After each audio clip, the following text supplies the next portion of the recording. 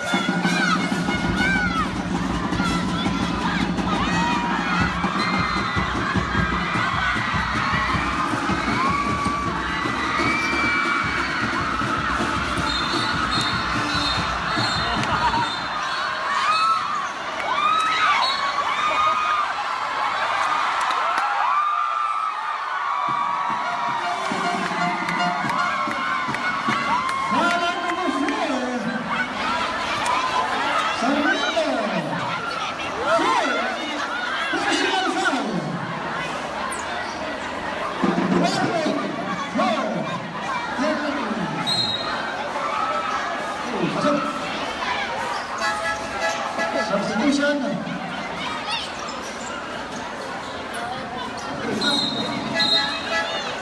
Map, coach.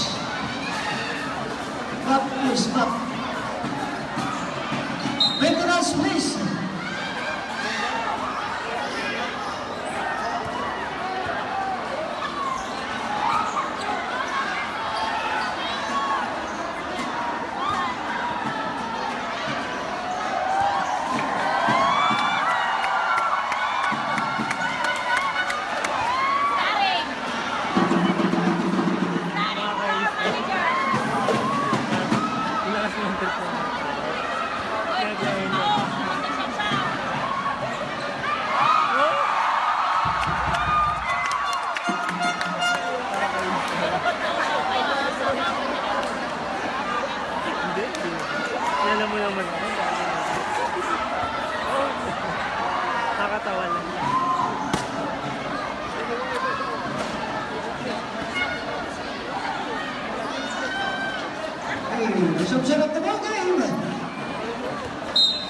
5 minutes and 2 seconds. Kaya pa? Nakabahan si Jay. Ako si JR.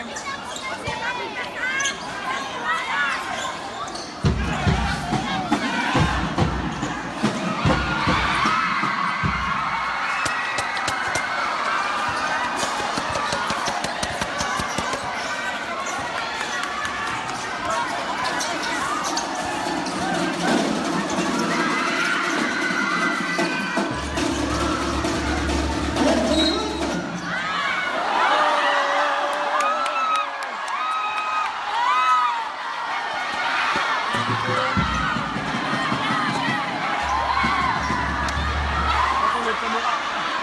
Matulog sa mukha.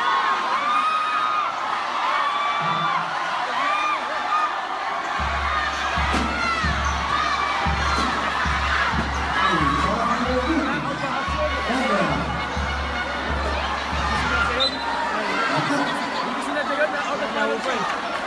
Good. Okay, 5 balls. 5 balls and double.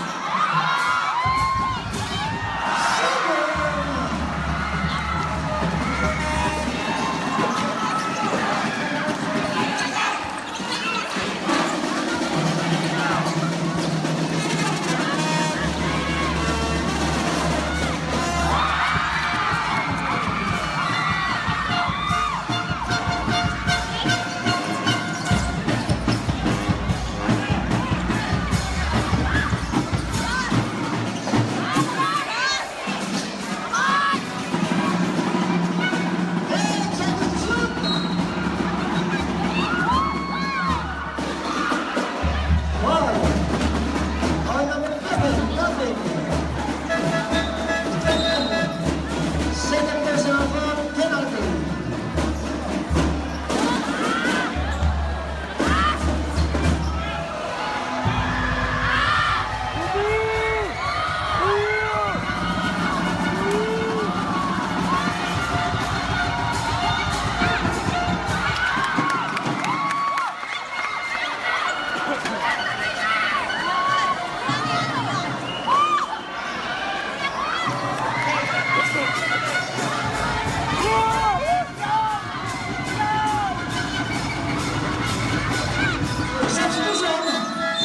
Substitution.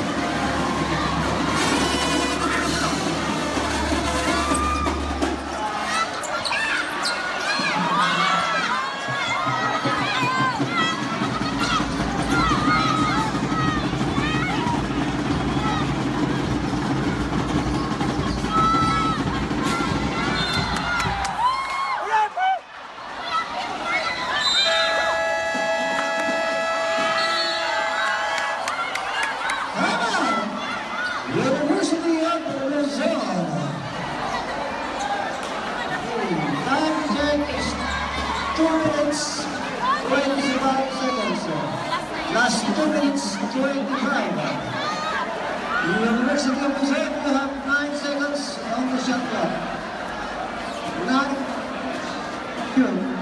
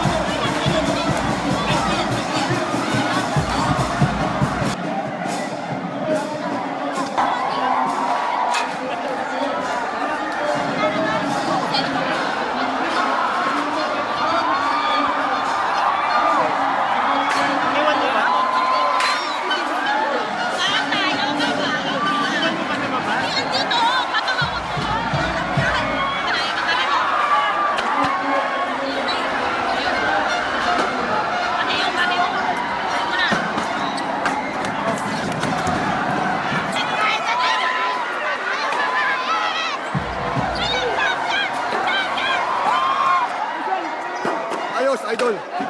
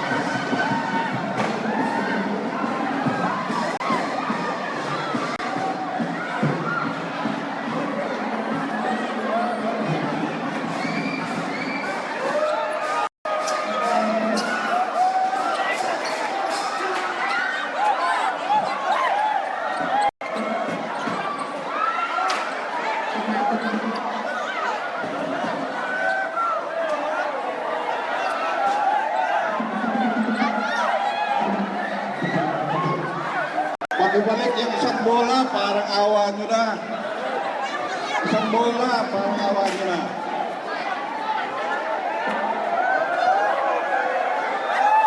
Yung isang bola.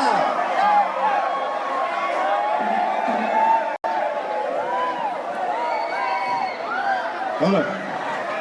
Good afternoon, ladies and gentlemen. Thank you for your support. Thank you very much. Now,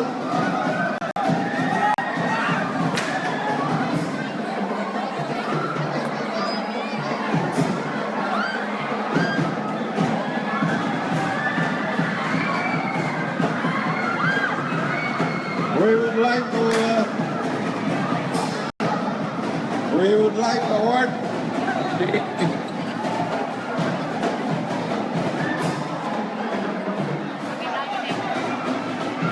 Ano?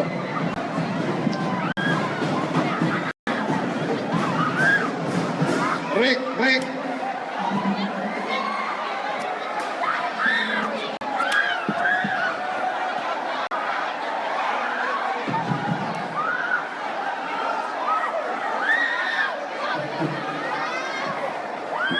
Hello.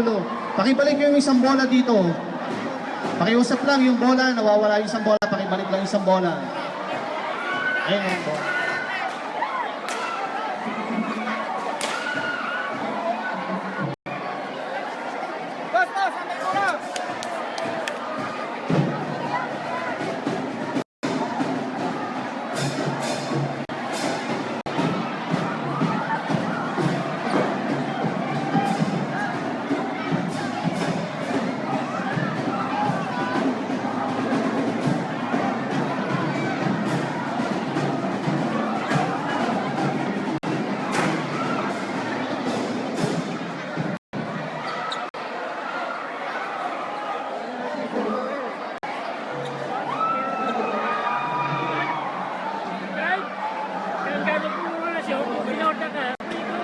Hello.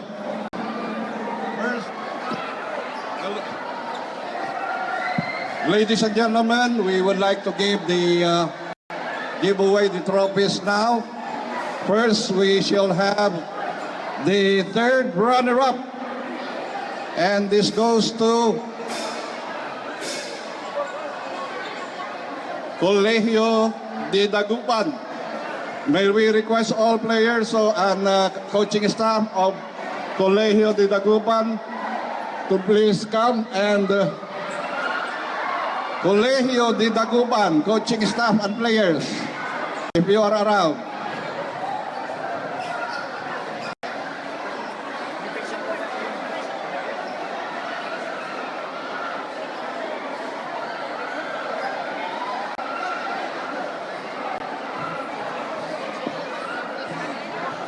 Coach Angel, what are your players? Si Mateo. Okay, players. We have the regional president of PRISA, Dr. Guillermo Mike de la Cruz Jr., newly installed Doctor of Humanities, Dr. Guillermo Mike de la Cruz, President of Region 1 PRISA, to award the third runner-up. We have the coaching staff, headed by Barangay Captain Angel Gumarang.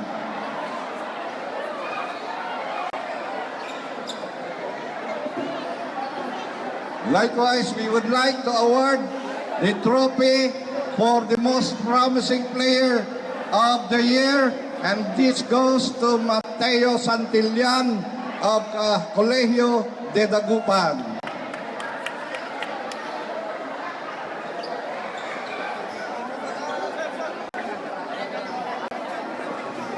Okay, and of course the medals. The medals. The medals will be awarded or will be handed.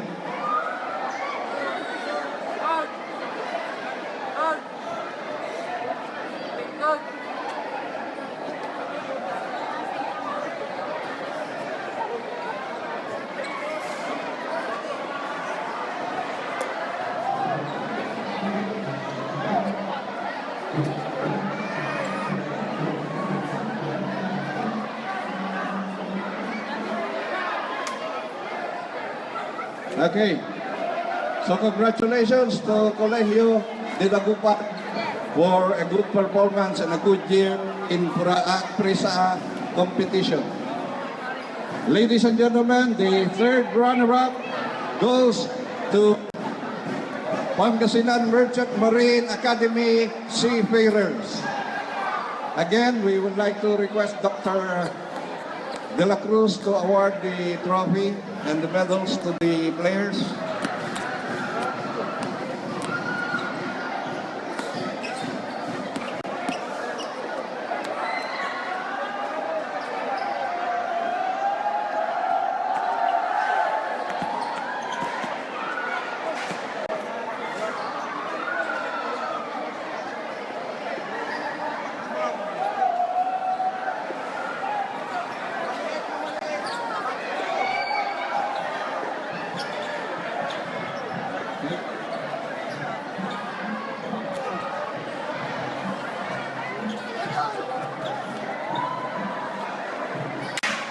Okay.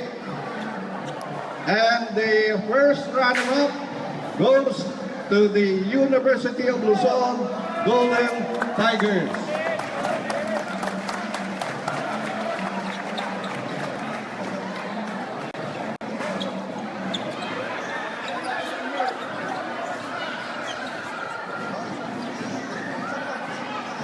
Picturean tayo.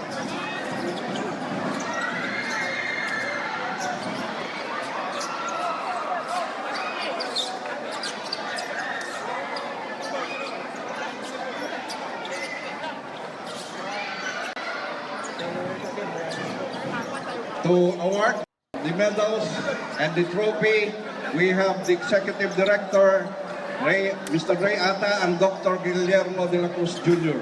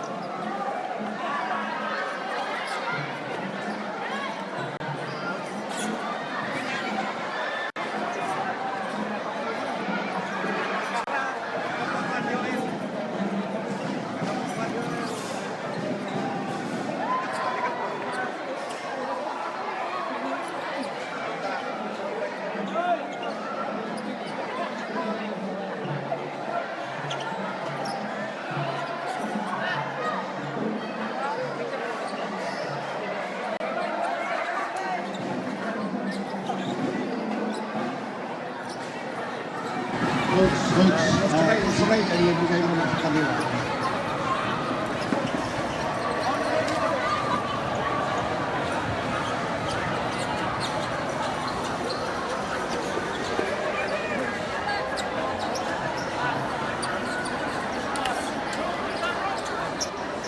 Okay, congratulations, University of Luzon. And ladies and gentlemen, we have a new champion. Philippine College of Science and Technology. Nuts champion of PRISA Metro Dagupan Region 1 Season 27. Engineer J.R. Remudia and the coaching staff is receive the medals and the trophy.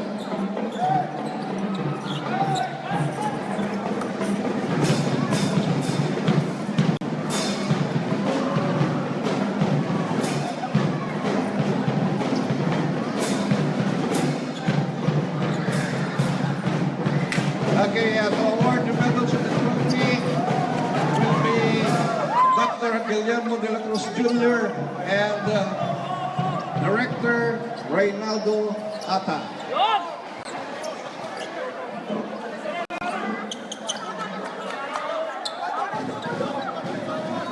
So, coach and sandali, wala pa yung mga medals nyo, wala pa yung mga medals nyo.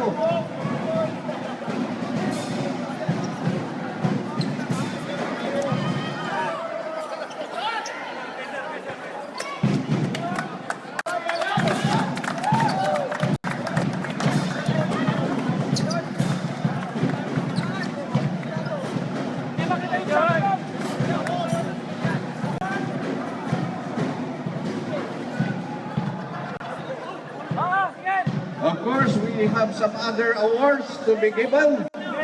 And the Coach of the Year award goes to Coach Christian Calagi of Spain. Silver.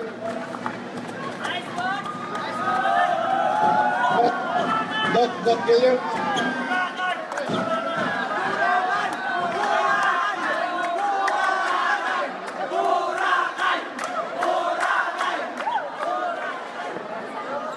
And one of the most important awards this year will be given to a player who made it possible for the champion team. Ladies and gentlemen, the most valuable player of 2016-2017 PRISA Regional Games, Renz Abando!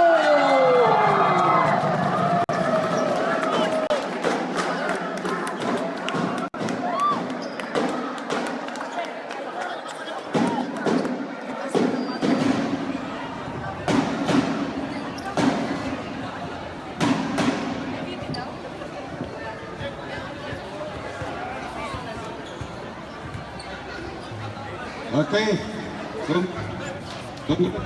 congratulations and see you again next year. Congratulations. Hello.